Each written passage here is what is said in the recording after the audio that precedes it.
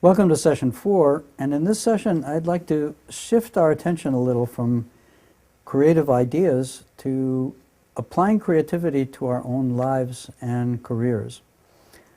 This is about reinventing yourself and your career using the notion that creativity is widening the range of choices. And all of us in our careers have many, many choices. We sometimes feel trapped by taking the path that we've chosen in college. I decided to study economics and became an economist. Probably should have been a writer, a journalist, or many other things, and afraid I didn't see the light until it was almost too late, not quite. So my point is that your life itself and your career are creative design projects. They are not set in stone. They are not a one-way turnpike with no exits chosen when you go to college. Your life and your career are design projects, and you can widen the range of choices. In fact, you probably have to do that because the skills that help you earn a living can quickly become obsolete. For example, a whole range of managers, mid-level managers, used to deal with the flow of information. They used to process information and pass it up to senior management. And with modern software and computers, they're no longer needed. Those jobs are gone, and they're gone forever. So, do you believe that you are designing your own life and career? Do you believe that you need to redesign it from time to time? Are you allowing others to design your life and your career for you? Or are you shaping your own destiny and constantly looking for ways to widen the range of choices and looking for that holy grail, which is to make your living by doing things that you love to do so much that you probably would do them even if you weren't paid for doing them. So my co-author and co-deliverer of this course, co-designer of the course, Arya Rutenberg, has written a wonderful book together with a psychologist named Carlos Stringer, Life Take Two, published in the Hebrew language, but they've summarized their book in a Harvard Business Review article published 7 years ago called The Existential Necessity of Midlife Change. And the point here is that we need to be like Walter Mitty, we need to be dreamers, we need to dream about what we would truly love to do, about what our passions are, but you have to connect the dream somehow to reality.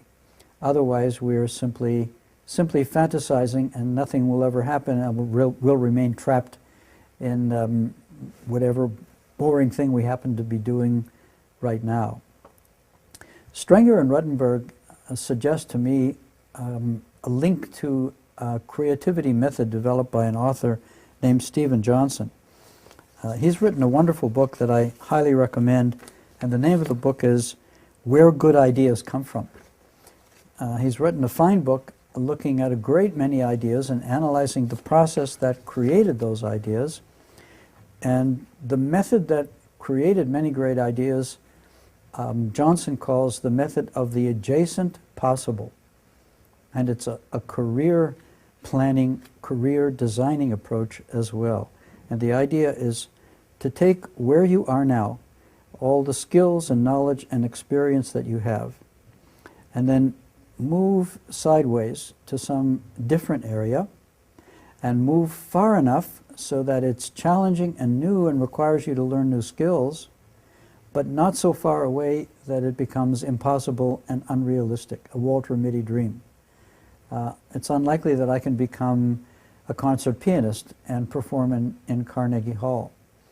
But I can become possibly a writer of fiction using my experience in research writing and writing nonfiction. The method of the adjacent possible. Where are you now? Where would you like to be? What direction would you like to move? How far can you move to make it challenging, interesting, new, and fresh, but not so far as to be utterly impossible? Where good ideas come from. So analyze where you are and find the optimal distance for your imagination regarding your career. And you may need to do this several times in your career. It takes courage. It's risky, challenging, but that's also part of the fun. Psychologists have something called approach avoidance. When you're trying a new adventure, I've climbed 2 mountains, Kilimanjaro and Kazbek in Georgia. There's approach avoidance. It's a great thrill, it's a great challenge, but at the same time difficult, cold, hard, and those two things together make the experience rich and valuable and of great interest. Stephen Johnson, in his book, makes a very important point that great ideas don't emerge always as a eureka moment where you see everything full-blown. Great ideas evolve slowly. They start as a hunch and they mature and they connect and they grow. A really good idea is the invention of Tim Berners-Lee, the computer scientist who completely changed our world by inventing the World Wide Web. The World Wide Web. And this is the story that Johnson tells about how Berners-Lee came up with the World Wide Web idea. When he was a child, Tim Berners-Lee read an old book from the Victorian era about the portal of information. And then a decade later, he was working at the Swiss CERN laboratory where the linear accelerator was, and partly inspired by the book, he tinkered with a project that allowed him to store and connect chunks of information, like nodes in a network. And then a decade later, CERN gave him another project, a project where he could invent something that enabled scientists working on the CERN project from many countries. And the linear accelerator generated huge amounts of data. The scientists then had to go back to their home universities all over the world and work on the data and share and collaborate and communicate over long distances. So he managed to find a way where documents on different computers could be linked through something called hypertext links, which has become the language HTML. After decades, Berners-Lee's original slow hunch matured and developed, and the World Wide Web was born, first to serve the scientists at CERN, and then, of course, Berners-Lee made it available to the entire world, and he continues to pioneer the basic idea of the World Wide Web being open and free and accessible to everyone without censorship or any sort of limitation or control. Ideas evolve. Give your ideas time. Some of the methods for coming up with creative ideas involve incubation. Take your idea, think about it, work on it, develop it, and then put it aside on the shelf and do something else. Your brain will continue to work on it. And as it works on it, you will come up with improvements to your idea, and this is all going on in your subconscious mind. And then when you come back to the idea, your idea will be much stronger and much more improved with many additions to it and many solutions.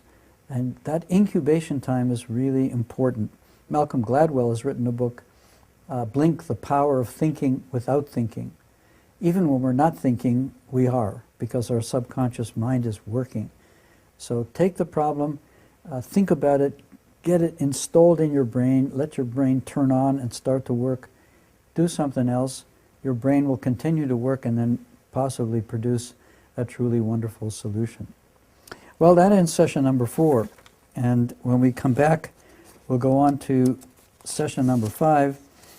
In session 5, I want to talk to you about very great creative people, Einstein, Da Vinci, and Edison. And they're very, very different processes for coming up with ideas that have changed our world.